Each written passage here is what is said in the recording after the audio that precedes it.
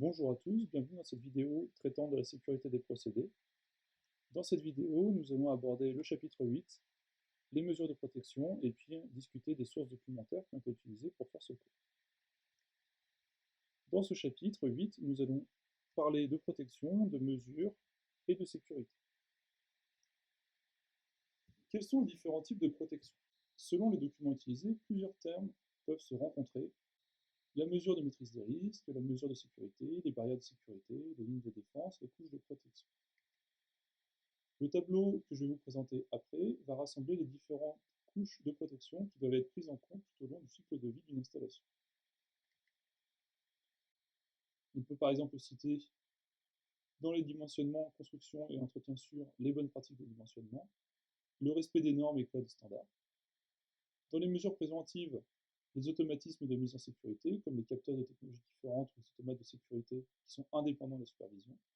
Et dans les mesures d'atténuation, le plan interne d'opération discuté dans le chapitre 4. Discutons des mesures de conception. Les mesures de conception sont prises en compte dès la définition de base du procédé. On a une définition des conditions de calcul des équipements, le choix des matériaux en fonction des conditions de fonctionnement d'une part et des caractéristiques du produit d'autre part, attention à la corrosion, le choix des vitesses d'écoulement dans les canalisations, attention aux vibrations ou à l'érosion, et les déterminations des organes de sécurité type process. Ces mesures de conception du process sont considérées par le travail des spécialistes et des fournisseurs qui réalisent en détail leurs équipements dans le respect des normes, codes, des standards et des règles cliniques, qui sont en général les plus contraignantes. Un point particulier concerne la réglementation ATEX. La réglementation ATEX repose sur deux directives européennes, la directive 94/9/CE, qui est dite constructeur, et qui va définir les matériels répartis sur trois catégories.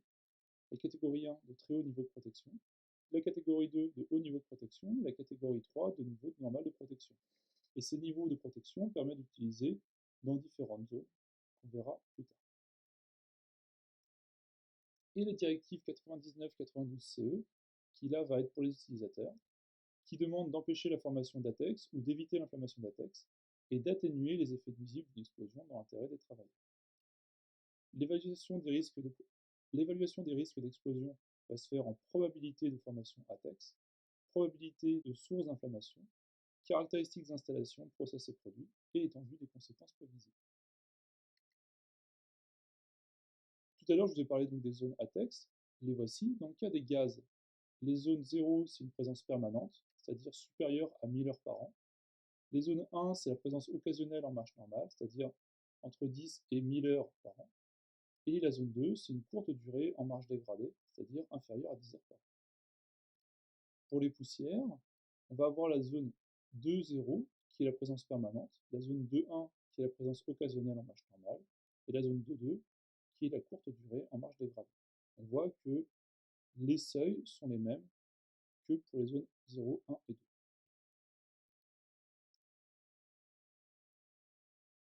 En général, une zone 0 sera à l'intérieur des réservoirs, des canalisations, des récipients. Une zone 1 pourra inclure, entre autres, la proximité immédiate de la zone 0, la proximité immédiate des ouvertures d'alimentation, des évents, des vannes, de prise d'échantillons ou de purge, et des ouvertures de remplissage et vidange, et des points bas des installations, fosse de rétention canaux. Une zone 2 pourra inclure, entre autres, les emplacements entourant les zones 0 et 1. Deux méthodes sont utilisées pour le zonage ATEX. La méthode analytique, qui va être définie par deux normes, une pour les gaz, une pour les poussières, et la méthode déterministe, qui est celle décrite dans le guide du GESIP, et donc qui va permettre de déterminer les zones 0, 1 et 2. Un exemple de zonage, ici on va avoir donc une représentation, donc on va avoir un bac de stockage d'un liquide inflammable volatile. La zone 0, c'est la zone qui est au-dessus du liquide, c'est l'atmosphère contenant les vapeurs, et on va avoir une zone 2 qui est la zone inférieure. La zone 0 contient aussi la partie au niveau des évents de respiration. Pour limiter cette zone 0, on va inerter l'atmosphère dans le réservoir, et de cette manière, on va limiter la zone 0 à celle de l'évent de respiration. Maintenant, pour les poussières, ici, on va avoir donc quelqu'un qui va ajouter un solide qui fait des poussières dans un réacteur. Si on a un mélangeur non inerté, on a une zone 0 qui est au-dessus du liquide agité, une zone 1 qui est au niveau de la trémie, la zone 2,1 se trouve au niveau de la trémie et la zone 2,2 se trouve au niveau de l'atmosphère à l'intérieur du mélangeur. Maintenant, si on inerte, on voit qu'on peut faire disparaître la zone 0 qui va être remplacée par une zone 2. Si on associe la conception aux équipements process, il y a d'autres aspects à prendre en considération au niveau de la construction, comme le choix des structures et inifugage des structures métalliques, le drainage des portées des zones à risque de fuite des produits inflammables, la prise en compte de la sismicité de référence dans la zone retenue par la construction, le tracé des voies de circulation, la hauteur maximale des obstacles, la distance entre les équipements pour éviter les effets dominos et la distance entre les équipements process à risque et les installations de contrôle ou de sécurité. Les installations doivent être suffisamment espacées pour éviter qu'un sinistre se développant sur une unité ne se propage par effet domino à une autre unité. Les distances recommandées dépendent du niveau de risque des installations.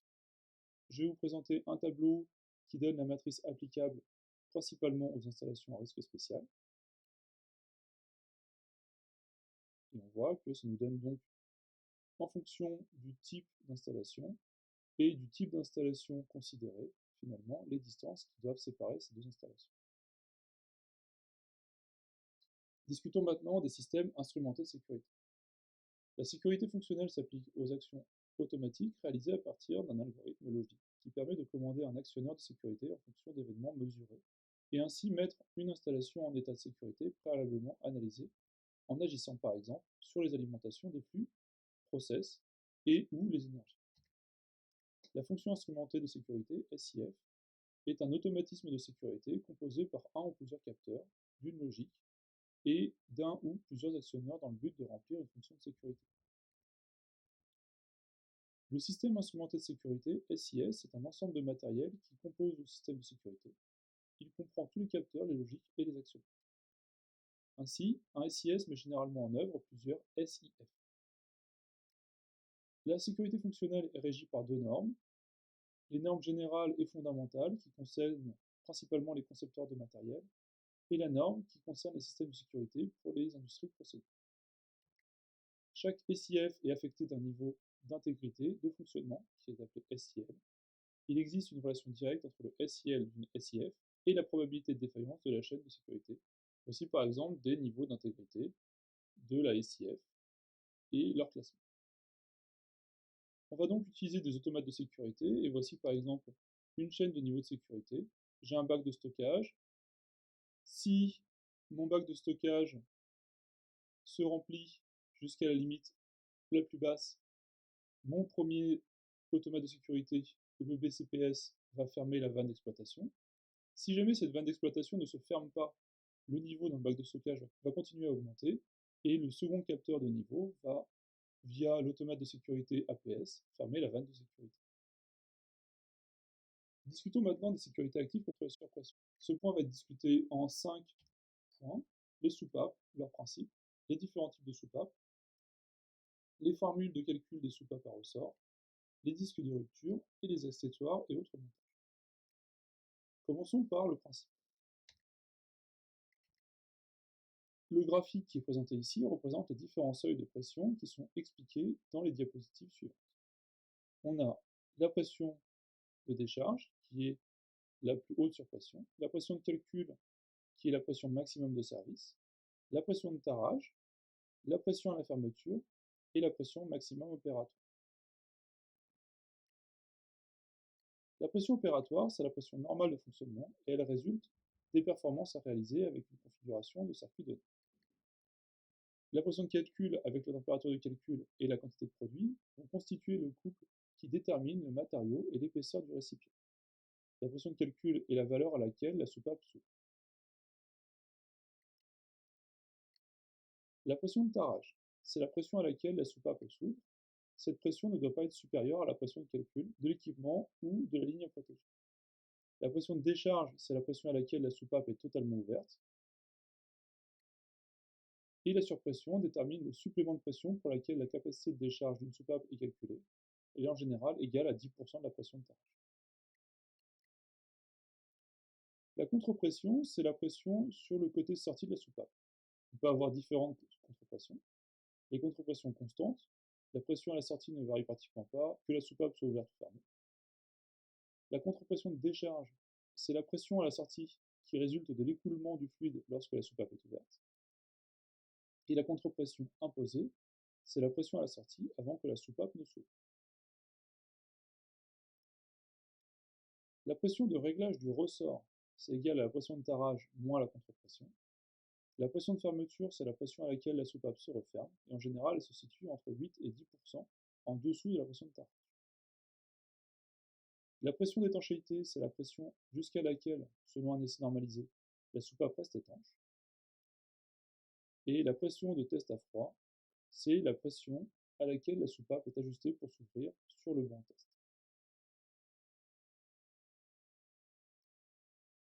On va donc maintenant discuter des différents types de soupapes. On va avoir des soupapes à disque, qui sont appelées soupapes de respiration, qu'on avait déjà vu dans un TD. Les avantages, c'est qu'elles sont utilisables en surpression et en dépression. C'est moins coûteux qu'une soupape à ressort, c'est facile d'entretien, et il y a un couplage avec un arrêt de flamme. Les inconvénients, c'est qu'il y a une utilisation limitée à quelques dizaines de millibars. Les soupapes à ressort. Toutes les soupapes à ressort sont composées d'un corps à deux connexions, d'un siège et d'un clapet, et d'un chapeau contenant le ressort. Le ressort applique sur le clapet une force assurant en marche normale l'étanchéité de la soupape. Les soupapes à ressort conventionnelles. Elles sont caractérisées par l'influence de la contre-pression régnant en aval de celle-ci. Deux cas peuvent se présenter. Les soupapes conventionnelles à corps ventilé à l'atmosphère. L'équilibre des forces exercées sur le clapet de la soupape au moment de son ouverture correspond à l'équation suivante, où P1 est la pression de tarage, P2 la contre-pression régnant en aval, S1 la section du siège, S2 la section du clapet, et FR la force exercée par le ressort. Les soupapes conventionnelles à corps ventilé au système d'évacuation. Le bilan va s'écrire de la manière suivante, puisqu'à la différence du cas précédent, une contre-pression en aval de la soupape applique plus fortement le clapet sur son siège et une pression P1 plus importante est requise pour entraîner l'ouverture de la soupape. Dans les deux cas de soupape conventionnelle, cette influence est négligée par les systèmes fonctionnant à haute pression. Les soupapes à ressort à souffler ou soupapes équilibrées, de par leur conception, elles ont un fonctionnement indépendant de la contre-pression. Leur utilisation est donc recommandée pour les systèmes à basse pression influencés par une contre-pression. Elles disposent d'un soufflet de section identique à celui de l'orifice de la soupape. Les forces sont alors théoriquement équilibrées d'une part et d'autre. Si le soufflet permet de s'affranchir de l'influence de la contre-pression sur la pression P1, il faut néanmoins s'assurer de l'influence de la contre-pression sur le débit de la soupape. Discutons maintenant des formules de calcul des soupapes à ressort. Les formules sont différentes selon que les soupapes fonctionnent en gaz si les soupapes sont en détente critique ou non. Le calcul de la section de la soupape est différent selon que l'écoulement à travers celle-ci est critique ou subcritique. L'écoulement est subcritique si on a PB sur P0 qui est supérieur à cette valeur, où PB est la contre-pression absolue, P0 la pression de levée, K le rapport des chaleurs spécifiques Cp divisé par Cv, et ces valeurs seront différentes si les soupapes fonctionnent en liquide ou si les soupapes fonctionnent en expansion de gaz. On verra ça dans le TD numéro 6. Les disques de rupture. Les avantages, c'est que c'est moins cher qu'une soupape, ça a une étanchéité parfaite, et le fonctionnement est maintenu même en présence de produits corrosifs ou colmatants. Toutefois, les besoins d'un disque de rupture nécessitent l'achat de plusieurs, pour essai du lot en usine et prévention des remplacements. L'ouverture est irréversible et entraîne l'arrêt du procédé. Globalement, il y a une absence d'information sur l'ouverture, sauf si on a équipé le disque d'un filament alimenté en courant faible. Et il y a un vieillissement du disque dans le temps. Discutons maintenant des accessoires et des autres montages. Par exemple, des soupapes échappant à l'atmosphère. En voici une. Les robinets de jumelage sont montés dans les installations qui fonctionnent en continu et qui devraient s'arrêter si la soupape venait à s'ouvrir. Pour ce montage, une soupape est en service, l'autre est en secours. Lors du basculement d'une soupape à l'autre, l'admission vers les soupapes n'est jamais fermée. Les soupapes échappant dans un réseau torche. C'est un système à armoire et à clé interlock. En voici par exemple. Voici une soupape échappant dans un réseau torche. On va l'utiliser dans le cas de la combinaison d'une soupape de sûreté et d'un disque de rupture, qui constitue une application dans les cas suivants. On veut protéger la soupape de sûreté contre la corrosion ou la formation de dépôt, et on veut protéger le process avec la meilleure interactivité possible. La rupture du disque est détectée par la mesure de pression en amont de la soupape. Discutons maintenant de sécurité passive contre les effets thermiques. On va d'abord discuter du classement des différentes installations. Donc là, généralement, les installations industrielles ont trois catégories. D'un côté, les bureaux. Les bureaux sont caractérisés par leur hauteur et leur surface de référence du risque. Donc les moyens intérieurs de lutte, c'est-à-dire les consommateurs d'eau, sont principalement les sprinklers et les besoins minimums en eau du sprinklage sont définis en fonction de 4 classes de référence. Les risques à faible potentiel calorifique, les risques courants, les risques très dangereux et les risques spéciaux qui vont définir un nombre de litres par mètre carré par minute de débit. On va aussi avoir les rideaux d'eau. Et donc pour les rideaux d'eau, la direction de la sécurité civile retient le débit forfaitaire de 500 litres par minute pour une longueur de 30 mètres et de 1000 litres par minute pour une longueur de 40 mètres. On va également pouvoir utiliser les RIA, qui sont les robinets incendie armés. On commence par déterminer une classe de risque en fonction de l'activité. Les classes sont de 1, 2, 3 et RS, qui est le risque spécial, en fonction du risque croissant. Le choix de la classe détermine la taille du RIA. Soit pour la classe 1, on va avoir un diamètre DN19 ou DN20, donc un diamètre nominal de 19 ou 25, et puis dans les cas 2, 3 et RS, un diamètre nominal de 30. Pour un diamètre de RIA donné, on doit assurer un débit minimal donné dans le tableau suivant. Dans le cas du 19, le débit minimal sera par exemple de 36 litres par minute. Et le nombre de RIA est ensuite déterminé en s'assurant que les RIA, avec un tuyau de 30 mètres et une portée de 3 mètres en position diffusée, permettent d'atteindre tous les emplacements du bâtiment. On va également définir les moyens extérieurs de lutte correspondant aux besoins minimums nécessaires au service de secours extérieur en fonction des surfaces, qui est la règle D9. Elle va être définie en fonction de la hauteur, de la surface, du débit nominal, du nombre d'hydrants, des distances maximales entre les hydrants et des distances maximales entre le premier hydrant et l'entrée principale du bâtiment, ainsi que la durée minimum d'application des besoins en eau. On a donc discuté des bureaux, discutons maintenant des installations à risque non spéciales. Ce sont des bâtiments caractérisés en fonction de leur zone d'activité d'une part et de leur zone de stockage d'autre part. Elles correspondent à une liste d'activités et de stockage prédéfinie. Les moyens intérieurs de lutte sont calculés à l'identique des bureaux. Les moyens extérieurs de lutte correspondant aux besoins minimums nécessaires au service de secours extérieur en fonction des surfaces. Ici, par exemple, on va avoir pour la rubrique cire, résine, matière plastique et caoutchouc. Et on voit, en fonction de si on est en activité ou en stockage, différentes catégories de risques. Les unités à risque spécial. En fonction des produits manipulés, les unités à risque spécial sont classées en plusieurs catégories. Les unités à haut risque, ce sont les unités contenant des quantités de produits inflammables manipulés au-dessus de leur point éclair, et le débit d'eau à fournir est calculé pour la quantité d'eau nécessaire pour lutter contre le feu du scénario, augmenté du débit nécessaire à protéger les installations voisines exposées. En pratique, le débit minimum requis est le cumul des postes suivants.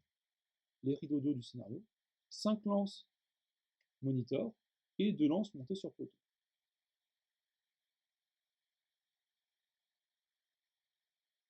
Les unités à faible risque, ce sont les unités contenant des quantités de produits inflammables manipulés en dessous de leur point éclair. Sans déluge en fixe, on va avoir 4 lances monitor et une lance montée sur poteau. Si un rideau d'eau existe, on va diminuer à 2 lances monitor. Maintenant, discutons des stockages à risque spécial. Par exemple, les stockages atmosphériques de produits inflammables liquides. L'extinction et la temporisation va se faire en utilisant des solutions moussantes. Et le taux d'application d'extinction va être défini en fonction du taux expérimental de base dépendant de l'émulseur, d'un terme de correction lié aux facteurs jouant directement sur le taux d'application, d'un terme de correction lié au délai de mise en œuvre des moyens, et d'une majoration forfaitaire de 0,5. Ça va s'appliquer pour les cas de feu, les feux de réservoir, les feux de cuvette, les feux de pomperie, les feux de poste de chargement de camion, et le refroidissement associé va se faire au taux de 15 litres par minute par mètre de périphérie du réservoir. Ces stockages à risque spécial peuvent aussi être des stockages de pétrole liquéfié sous pression. Là, on va avoir un arrosage zénital et équatorial et sous les pieds, et un rideau d'eau avec l'objectif de contenir et confiner le nuage. Ensuite, quels sont les eaux incendies et les émulseurs?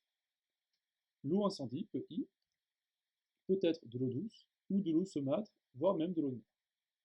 Attention, dans les cas de suspicion de traces de chlorure dans l'eau et en présence de réseaux en acier inoxydable, il faut s'assurer de la vidange parfaite des circuits et procéder à leur rinçage. Sinon, on observe une corrosion par piqûre qui est dévastatrice. Ici par exemple sur un tuyau inox de 2 mm d'épaisseur. Les émulseurs, EM, ils peuvent être classés de plusieurs manières, suivant la nature de la base moussante de l'émulseur. Il y a deux familles. Les émulseurs à base protéines naturelles, comme la corne, le sabot, le sang, ou les émulseurs à base synthétique en utilisant des tensioactifs hydrocarbures. Mais également en fonction de la nature du combustible à éteindre, il y a les émulseurs pour feu d'hydrocarbures uniquement et les émulseurs polyvalents. On peut également les classer en fonction du foisonnement obtenu. Le foisonnement, c'est le rapport entre le volume de mousse et le volume de prémélange. Et les émulseurs à base protéinique sont utilisables en bas foisonnement, ratio de 0 à 20 en G long, et moyen foisonnement, un ratio de 20 à 200 en G court. Et les émulseurs synthétiques sont multi-foisonnement, c'est-à-dire en bas foisonnement, on va avoir un ratio de 0 à 20, moyen foisonnement de 20 à 200, et puis même en haut foisonnement, 200 à 1000. Voici des exemples, un bas foisonnement, un moyen foisonnement et un haut foisonnement. Les prémélanges. Donc le prémélange plus l'air, ça donne la mousse. On va avoir donc un réservoir d'eau à incendie, l'émulseur, une pompe d'eau à incendie qui va passer par un proportionneur qui va le mélanger avec la quantité voulue d'émulseur, et on va avoir un prémélange dans lequel on va injecter de l'air pour obtenir de la mousse. La mousse, elle a des actions positives, c'est empêcher l'émission de vapeur inflammable, refroidir le combustible et les surfaces exposées, et créer un tapis isolant le combustible et le comburant. Ses points négatifs, c'est la décantation, ça peut s'évaporer et ça peut être détruit par la chaleur, surtout le haut foisonnement.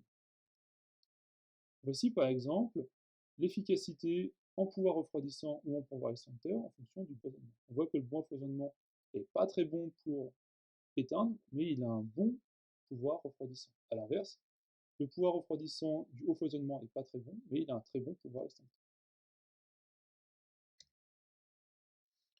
La réserve d'eau incendie. Le volume est en général de 2 ou 3 heures de réserve. Une réserve aérienne en réservoir boulonné avec liner interne doit comprendre des pompes en charge, des frais de génie civil réduits et un réservoir économique. Toutefois, si on essaye de faire une réserve en bassin, on va avoir besoin d'un terrassement, de liner, ça va avoir une durée de vie limitée et attention au rongeurs.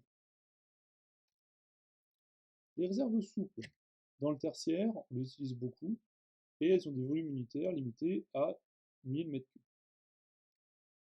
Les pomperies incendie. On peut avoir par exemple la pompe Jockey. Elle maintient le réseau en pression sous quelques bars. C'est une pompe en ligne. Il y a un faible débit et un faible différentiel. Et il y a un entraînement par moteur électrique secours. Les pompes principales, il va y avoir une forte pression, ce qui va permettre un débit dans le cas majorant. Mais ça va être entraîné par un moteur diesel ou un moteur électrique secours. Les proportionneurs. Alors qu'est-ce que c'est un proportionneur? On a l'eau incendie plus l'émulseur qui va rentrer et on va avoir le prémélange. À débit fixe, c'est pré-réglé en usine pour un débit et un pourcentage d'émulseur. Mais on va avoir une perte de 30% de la pression d'entrée. À débit variable, on va avoir un mélangeur automatique, mais ça nécessite un groupe de pompage de l'émulseur. Les réseaux d'eau et de prémélange. On va avoir des vitesses pour les eaux incendies de 7 mètres par seconde et de prémélange de 2 à 3 mètres par seconde seulement. Et les tuyauteries enterrées. En fonte, on va avoir une bonne résistance à la corrosion. En acier avec un revêtement interne en mortier de ciment, ou alors en résine époxy renforcée par de la fibre de verre par écoulement filamentaire. On peut avoir également des tuyauteries aériennes en acier inoxydable ou en acier au carbone galvanisé, ou alors des manifolds qui vont permettre de faire passer de l'eau ou du prémélange. Donc, quels sont les accessoires? En fixe, on va avoir les couronnes autour des réservoirs aériens, les canons, les boîtes à mousse de réservoir et les boîtes à mousse de cuvette. Les lances à diffuseur permettent de faire un jet droit, qui va être un jet bâton,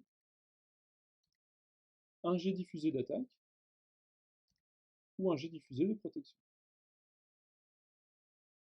On a donc fini pour ce chapitre 8, les mesures de protection.